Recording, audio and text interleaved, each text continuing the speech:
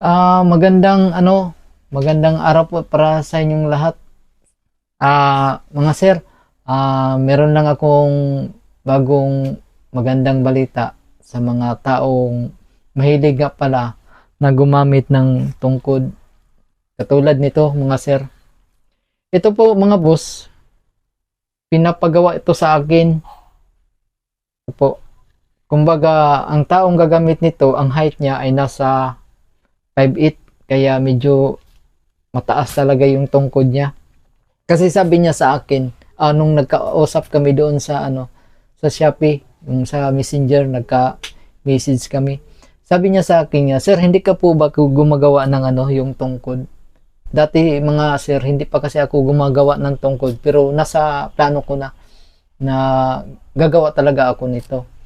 Hanggang sa nag-message siya sa akin kasi isa din siya sa nakabili ng ng rubber natin, ng ganitong uri ng rubber. Alam, napakatibay kasi nito. Nung nagka-chat na kami, mini-message niya ako kung gagawa ba ako nito, tungkod. Sabi ko sa kanya, matagal ko ng plano yan, sir, na makagawa ako ng tungkod. Hanggang sa isang araw, mga sir, ito na nga, nakagawa na nga tayo. Saka, ito, order na pala niya sa akin, mga sir. Kasi sabi niya din sa akin na lahat raw na tungkod na nabili na doon sa Amisco o doon sa Shopee, mabilis raw yung masira yung mga tungkod yung nabili niya. Kaya nagpa-customize siya na tungkod katulad nito. At saka itong tubo na ginagamit natin, mga sir, napakakapal nito. Ito ang tubo na 7/8 yung niya, yung bilog niya 7/8, tapos yung kapal niya nasa 1.5 mm. Kaya napakatibay nito, mga sir. Talagang masasabi kong pang heavy duty talaga ito, mga sir. Kumbaga, sinabi ko sa kanya, money back guarantee talaga, sir, kung sakaling mabilis lang yan masira. Kasi may tiwala ako sa product ko na hindi siya basta-basta masisira, mga sir. Kasi subok na sa akin kasi ang stainless, kung gaano katibay talagang stainless. Kahit nga sa akin, mga sir, na gumagawa ng stainless, sabi ko sa kanila, kapag gumagawa ko ng stainless, aabotin talaga yun ng katulad nito, aabot talaga ng 3 araw o 4 na araw. Kaya magdepende din kasi, mga sir. Kaya nga itong, mga sir, yung nagawa ko, masasabi kong napakatibay nito. Baka isa din kayo sa namroblema ng inyong tungkod na mabilis masira. Pwede naman kayo magpa-customize sa akin, mga sir. Pwede na po kayo mag-message sa akin. Pwede po kayo mag-comment dyan sa baba. Tapos maglagay na rin ako ng cellphone number ko. At saka, mga sir, kung gusto niyo po akong kontakin o kumbaga, parating nyo lang akong kontakin kasi may nagsasabi na mahirap raw ako kontakin, pero paulit-ulit nyo lang akong tawagan hanggang sa makapasok talaga kayo, mga sir. Kasi dito sa amin, dito sa Luna, Kapalong, Davao del Norte po, medyo hindi gaano malakas yung signal, lalo na pag nandito kami sa loob ng bahay. Pwede nyo rin po akong i-chat doon sa sa Facebook ko, mga sir, pero ilagay ko na lang yung pangalan ko doon sa description. At saka balik tayo dito, mga sir. Baka isa din kayo sa gustong magpa-customize nito o magpagawa talaga nito, mga sir. Ito talaga, mga sir. Tapos yung rubber na ginagamit natin, katulad ng rubber din na ginagamit ko sa saklay, na magandang kalidad na rubber. At saka, mga sir, tulad nga pala sa sa rubber natin, may bago akong na-discover kung paano mas tatagal pa yung rubber na ginagamit natin, tulad nito.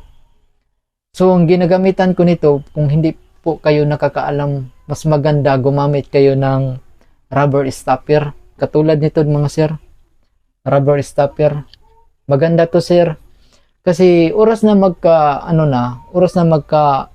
magkabutas na dito, ang gagawin nyo lang po, ibababa nyo lang itong rubber na to, ibaba nyo, tapos pati itong rubber stopper, ibaba din nyo. Nabanggit ko na po pala ito sa nakaraan kong video na na-upload dito sa YouTube.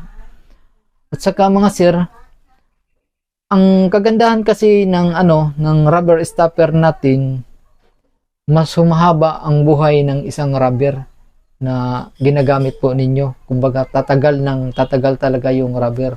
Kumbaga yung nagastos nyo sa rubber talagang sulit na sulit. Hindi katulad kasi dati nung wala pa akong na-discover na rubber stopper, kapag nagkaroon ng butas na talaga, umabot talaga ng ilang buwan na yung paggamit ko sa rubber na ito. Ang ginagawa ko, isinantabi ko na. Pero naniwala ako na darating ang araw na meron pa tayong madiscovery na mga rubber nito na kahit may butas na, magagamit pa rin natin. Katulad ng sa akin mga boss, ito po. Ito po yung saklay ko, mga sir. Ito kasi yung ginagamit ko. Ito yung rubber. Ito yung rubber. Ito yung stopper. Pero tingnan nyo naman mga sir, pakita ko sa inyo na may butas na talaga ito. Yung ginagamit ko pa rin siya. Yun. Kita nyo mga sir. Ang laki ng butas niyan. May dumi pa. Nakabara dun sa Pero, ginagamit ko pa rin siya mga sir hanggang ngayon. Kahit saan ako maglakad, kahit saan ako pumunta. Kaya ko siya nagagamit mga sir nang dahil sa rubber stopper natin. Ito ang totoong rubber stopper, hindi yung rubber stopper na pinapasok sa loob, yung mabibili mo sa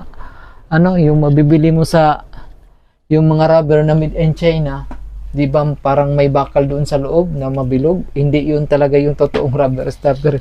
Ang totoong rubber stopper ito. May dalawang rubber stopper ako mga sir na binibinta. Ito yung gawa sa bakal. Maganda lang itong gamitin kung ang inyong saklay ay aluminum. Maganda itong gamitin. Kasi medyo mabigat talaga to. May konting kabigatan pero kaya lang naman po.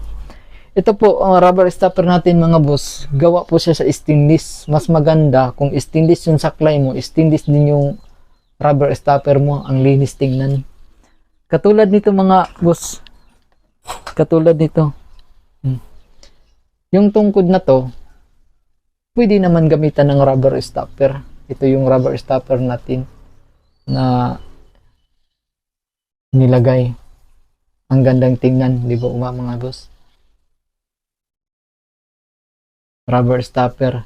Kaya tumatagal ang buhay ng isang rubber na kapag ginagamit nyo na dahil po sa rubber stopper natin na ginagawa. Yun lang mga sir, kung meron po kayong mga katanungan tungkol sa product namin. Kasi mga sir, kung bago ka pa lang dito sa nakapanood sa video ko dito sa YouTube, gumagawa din ako ng saklay. Ito po mga sir, order na po ito sa akin. Ito po. Hindi pa to tapos. Hindi pa to tapos mga sir ha. Mahaba pa ang nito, mahaba pa ang paggawa nito. Ito po sir. Mahaba pa ang mga abutin pa to ng mga 5 araw ang paggawa nito. Yun lang mga sir, kung gusto nyo pong magpagawa, kung gusto nyo pong magpagawa ng tungkod o kaya saklay, pwede nyo po akong i-message at pwede nyo po akong tawagan. At kung meron po kayong mga katanungan, maglagay lang, mag-comment lang kayo dyan sa baba, tapos sa sunod na video sasagutin natin yan.